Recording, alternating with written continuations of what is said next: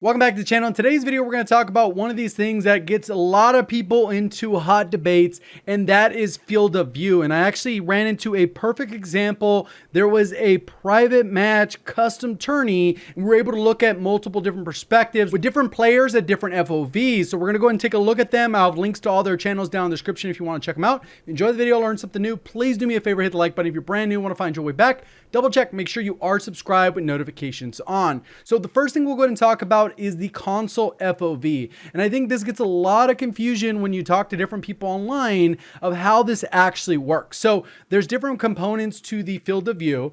If you are on console, you are locked at 80 FOV. And if you tried this on PC, there'd be no difference between independent and affected at 80 FOV, because independent makes it so that when you aim down sight, it'll look the same way it does at 80 FOV when you aim down sight. Affected factors in your field of view, which at 80 FOV is the exact same.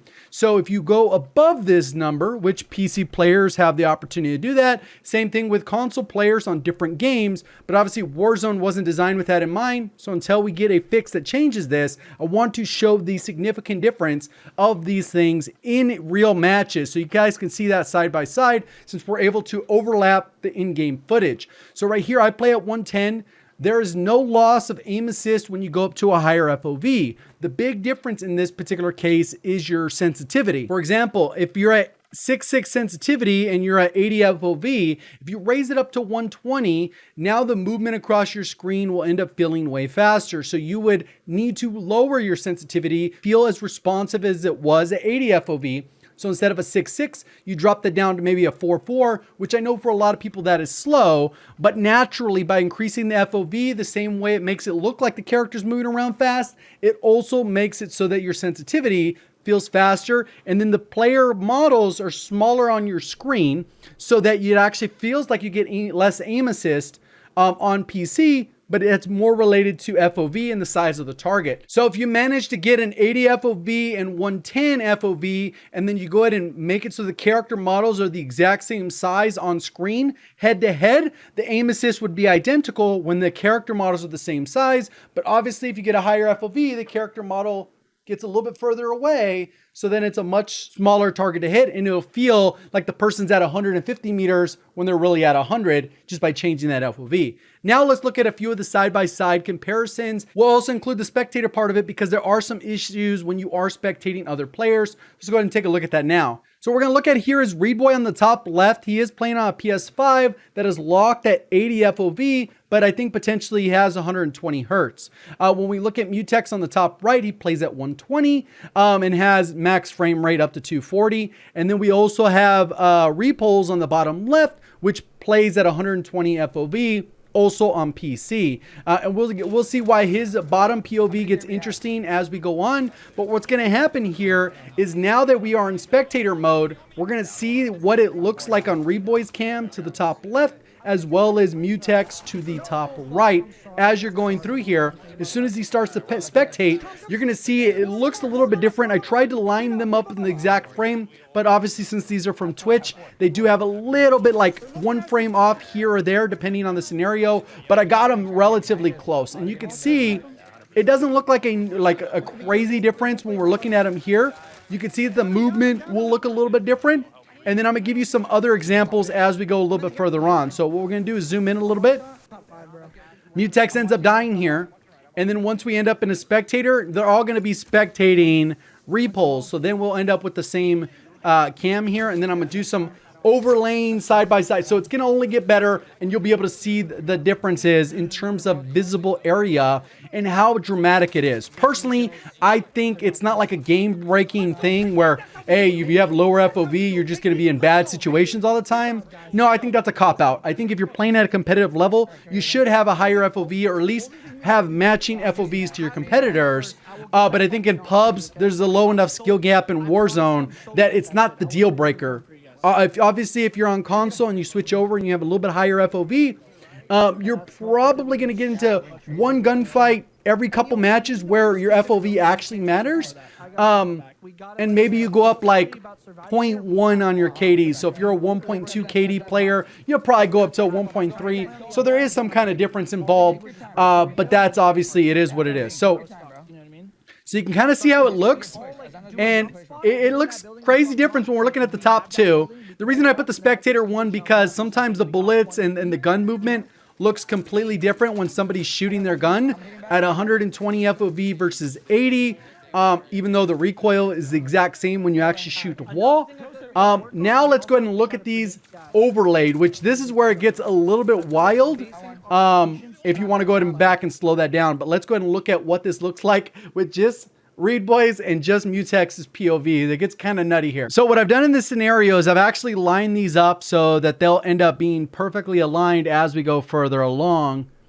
And what you'll see here is as soon as they end up lined up, I'll go ahead and just press play. And then what I'll do is make it so that you can see the difference in the boxes as we go through. So that is legitimately how much of the screen is taken up by Read Boy's 80 FOV. So you can see these overlap, and it doesn't look crazy at first. But what I'm going to do is I'm going to show it, and it'll end up making a little bit more sense. So what we're going to do is add a little bit of a box here. Right? So you can see how it lines up.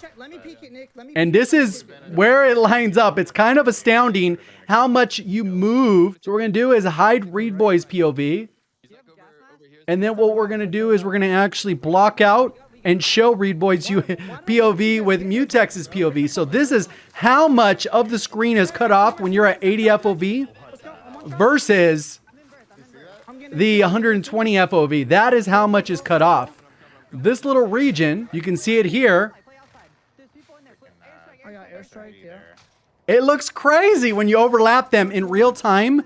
And there's obviously pros and cons to having a higher FOV. Like we talked about at the beginning of the video, your target is much smaller when you do have a higher FOV, which can make it incredibly hard to hit shots on a player. But there's players that you can completely miss if they are outside your FOV, because of that difference as well. So there are factors to go into it. It'll make it look like you have less recoil, but at the same time, everyone you're going to engage with is a smaller target. So it's a lot more unforgiving when you're actually trying to make sure that you're doing these things properly.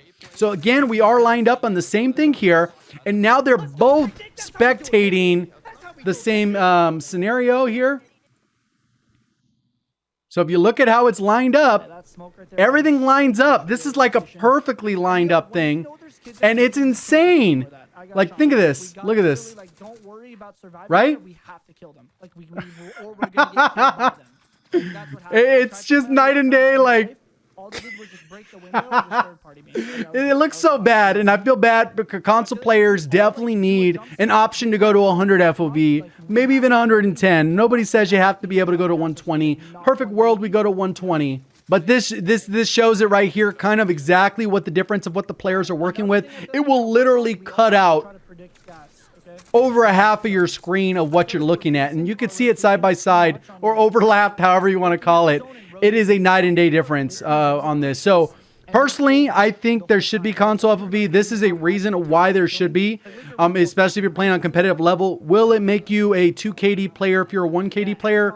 Very, very unlikely. That's few and far between. All that you would probably be better off getting a monitor from a TV, converting from a monitor, like a smaller monitor, like 7 to 27, 32, 24 inch, somewhere in there, compared to a 60-inch TV. 100% night and day, your stats would dramatically improve just because there's usually like a 60 millisecond delay on those TVs instead of having a monitor which could have like a 1-2 millisecond response delay. 50 milliseconds is huge. You'll be able to see everything in your field of view instead of on a TV. You got to kind of look around. It'll be mostly in your field of view. Maybe you got to turn to look at the mini map or whatever. But in general, this kind of shows you what is going on here. And just imagine. Like, it's craziness. You know what I mean? Like, this is what they're seeing. Like, half the screen is blacked out right now. You know what I mean? It's kind of crazy. Like, this is the first time I thought about this when they were in the tourney. I was like, Read Boy is on a console. Let me go ahead and show this side by side. One thing I will point out, because people think that console is going to hold you back, there are some demons on console. Read Boy actually has a higher KD than Mutex, I believe, and he has a higher KD than Repulse. I think his is almost a 6 versus theirs are like 5s and 4s. So his KD is a 6. Almost like a 5.85 or something like that. Read Boys is on console, on a controller. So take that with what you will. I thought I'd show this off because I think this is a very big difference when we're looking about, you know what I mean? Like, it's just like a frame difference there, but like, my God, is that like, it's just nuts. So take that what you will. I hope they do add a FOV slider. Hopefully they bring it with this leaked anti-cheat that's supposed to come with the Vanguard. We'll see. Hopefully time would tell. But if you are, I would say get a monitor. If anything, if you're worried about your FOV, get a monitor before you do anything. Get a monitor. That is a bigger game changer, I think, than FOV. But obviously, as we just saw, FOV has a big indicator of what you can see on screen. Hopefully, you guys did enjoy the video, learn something new. If you did, please do me a favor, hit the like button if you're brand new. Want to find your way back? Double check. Make sure you are subscribed with notifications on. Appreciate all the support. Thank you for watching. As always, have a great day.